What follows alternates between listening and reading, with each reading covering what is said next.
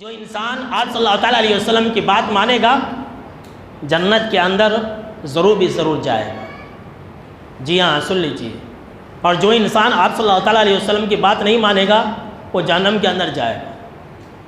حدیث بخاری شریف کی روایت ہے، آپ صلی اللہ تعالیٰ علیہ وسلم نے فرمایا، ذرا غور سے سنیے اس حدیث کو، کہ کل امتی یدخلون الجنت الا من ابا، کہ میری امت کے تمام لوگ جنت کے اندر جائیں گے۔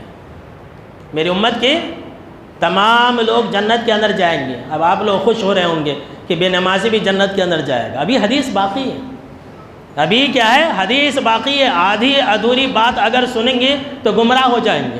کیا فرمایا جناب محمد عربی صلی اللہ تعالیٰ علیہ وسلم نے کہ میری امت کا ہر انسان جنتی ہے الا من ابا، مگر وہ جس نے میرا انکار کیا۔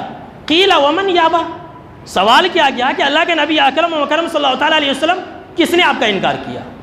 تو آپ صلی اللہ تعالیٰ علیہ وسلم نے فرمایا من اطاعنی دخل الجنہ ومن عصانی فقد ابا، کہ جس نے میری اطاعت کی وہ جنت کے اندر جائے گا، اور جس نے میری نافرمانی کی، ومن عصانی، جس نے میری نافرمانی کی اس نے میرا انکار کیا۔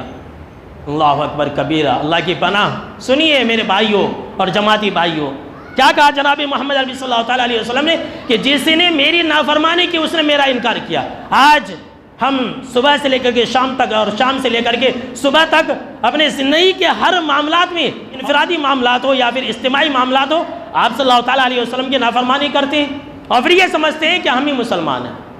آج کل کے لوگ ایسے ہی ہیں، پوری زندگی آپ صلی اللہ تعالیٰ علیہ وسلم کی نافرمانی میں گزارتے ہیں اور یہ کہتے ہیں کہ ہم سے بڑا جنتی کوئی نہیں، ہم سے بڑا مومن کوئی نہیں ہے۔